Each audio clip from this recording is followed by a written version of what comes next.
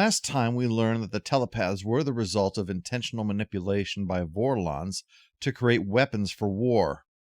Byron decides that makes them entitled to a world of their own, and they damn well better get one.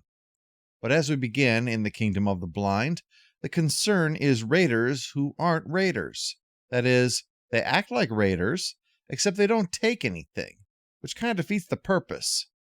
The attacks are carried out with military precision, show no signs of the motivation behind them, and are hitting all the member worlds equally, which means they're going to all be leaping to convenient conclusions the moment they hear that. Someone's gone to a lot of trouble just to screw with them. Then again, what time is dinner here? Sundown. Good, I'm starved. that seems to be the trend. They're convinced Jakar is here as a prisoner for entertainment, so Londo has to tell them, no, he's my bodyguard.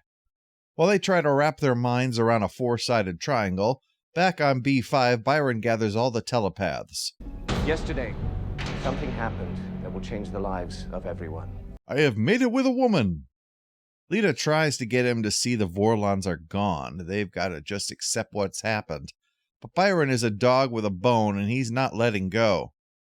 So while he gnaws away, Londo speaks to an old friend on Centauri Prime about the Regent, who says the guy's gone gaga. No one sees him but those treating his condition, and those who stumble across him see the guy is nuttier than Mr. Peanut's nutsack.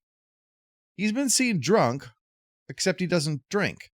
He's been classifying reports on things like grain production. He says he has something to tell people, and when they show up, just looks kind of dazed and wanders away. See you in the comments. Lord Jallo heads back to his room, only to find the Regent there, sitting in the dark, babbling. Pastels for the curtains. But I think we're well beyond pastels now. No bright colors anymore. You know, for all the foul balls when it comes to Byron, I've got to praise JMS for taking a gag character and turning him into a tragic Shakespearean king. Damian London gave his character improvised and ad-libbed mannerisms that help give the character personality. I think one of the great tragedies of Babylon 5 is that actors would come on and show such talent, like Tim Coate, who played Zathras, and Wayne Alexander, who played several parts, including the Inquisitor Sebastian, and no one would see these diamonds in the rough who had the skill to make small parts memorable. So despite the Regent's regrets, someone tosses Lord Jallo into the wall, killing him. Back on Babylon 5, after a meeting with the Alliance member races and a promise that the updated report on the attacks will be made available that night. But the real thing to note is that members of Byron's community are following the ambassadors around, while Lita is to stay back in their little telepath nest. Back on Centauri Prime, Londo is denied access to the Regent for health reasons, but Jakar is drawing interest. Maloney, this business has gone far enough. Can we get David Warner? No, we have David Warner at home.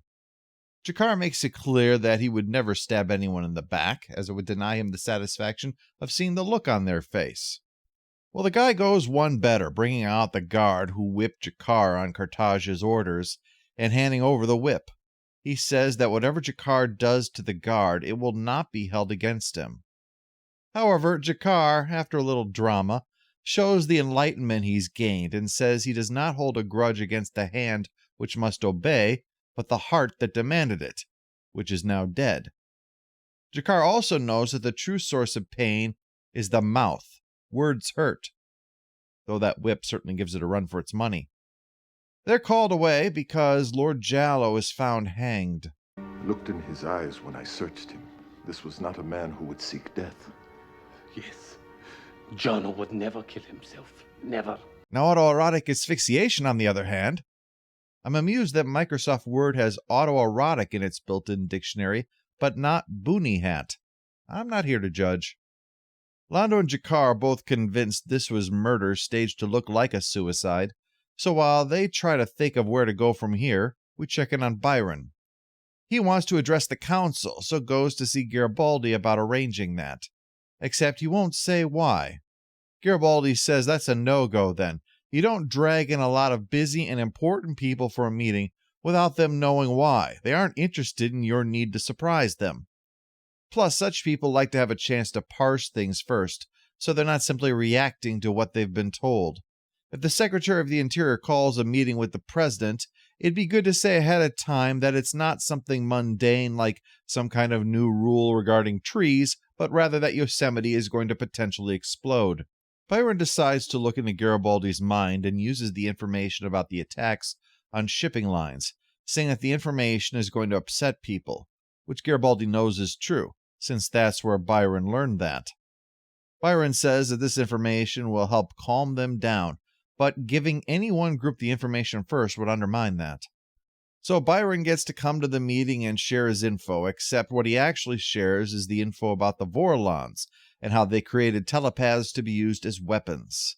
Now he wants a planet of their own. Sheridan says it's not possible, but Byron came prepared for another no, so explains his contingency.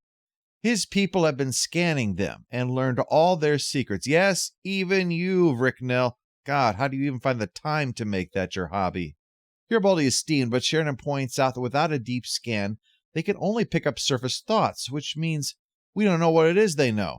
And here's the problem. You can't find out if they know something you don't want them to know, because you'll be thinking about what you don't want them to know, and now they'll know the one thing you don't want them to know, and all they know is something you can let them know, but now includes something you don't want them to know. So you don't know if they know or don't know, and if they don't know, then what they know is fine, but if they do know, then what they know is not fine, only you have no way to know.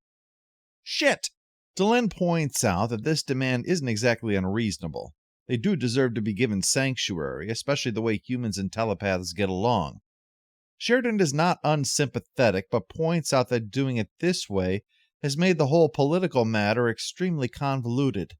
Inconvenient is the word he uses, which Delenn throws back at him, as the word the Earth President used on Sheridan after the liberation of Earth. Oh, this is a husband who has just realized he is never winning an argument again. Back on Centauri Prime, Londo is finally summoned to see the Regent.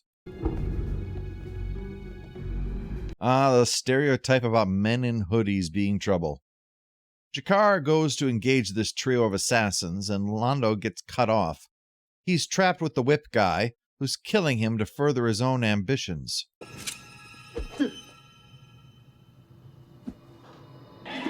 It's always the little things that you fail to plan for.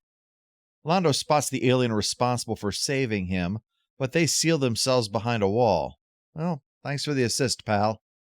Back on B5, Byron's upset that some of their people went out for supplies after he said to remain in their little nest. Yeah, you don't need ESP to have seen this coming. A bunch of the telepaths head out to put a stop to this over Byron's objections, and there is a major ass-whooping. And now Sheridan needs to sort out with Zack what we do about this. The Drazi naturally claim the telepaths attacked them, and there's no proving otherwise. Zack's here because Lockley wants them brought in, but that'll require Sheridan's permission, so he's got to think about that. He figures maybe they do deserve a homeworld, but right now we need to bring them in to calm things down. Good luck, not sure there's enough tinfoil hats to be able to bring them in. Byron knows this is coming, but wants to commit to non-violence, so the goal is to seal themselves in, draw this out for as long as possible in the hopes that there will be time to negotiate a way forward. But the challenger to Byron's power reminds them of how waiting has worked out in the past, and what they wound up having to deal with as a result of being taken. He wants to fight, and if necessary, kill, which pisses Byron off. Speaking of pissed off, Londo and Jakar talk to the guy who sent them into that ambush, saying to him, well, now that things are sorted, I guess we'll see the Regent now. And all of a sudden it's, well, no, of course you can't see him now. He's got a horrible headache in his foot. Well, the Regent actually does want to see Londo, beckoning him down to see, so he can get the rambling up close and personal. Not exactly. It was them. They like you, you know. Did they give you a note to pass him after class? They want Londo to know to let the matter drop about the missing supplies and ships. And he wants Londo to know that he should enjoy the time he has left before becoming emperor. That's enough for that. Then there's just the post-meeting assessment. I didn't say anything. I didn't say. Always room for improvement, I guess. That night, Londo tells Jakar for him to arrange for them to return to B5. This place is starting to become a little off-putting. Oh, and what do we discover? The ships that are carrying out the attacks are Centauri. You guys really don't know how to make and keep friends, do you? And as for Byron and Lita, the time's come to either get out or keep boning, and they've committed to their choice. Next month, we'll see where all this fun goes with A Tragedy of Telepaths. In the Kingdom of the Blind is somewhat important in that it pushes both the Centauri and Telepath arcs further along. I give this a stamp of recommended. It was on the bubble, but Jakar puts it over the top. I like the title's double meaning. As the telepaths are the only ones who can read thoughts, they are walking in the Kingdom of the Blind, as far as they're concerned. But the phrase, of course, ends with, the one-eyed man is king. Of course, the king on Centauri Prime is the one-eyed creature that sits upon the regent's shoulder.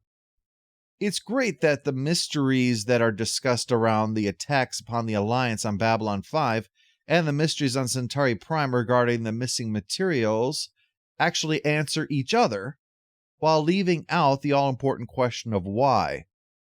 The thing about the game Clue is that it settles for who did it, where, and with what, but never answers that vital mystery of motive.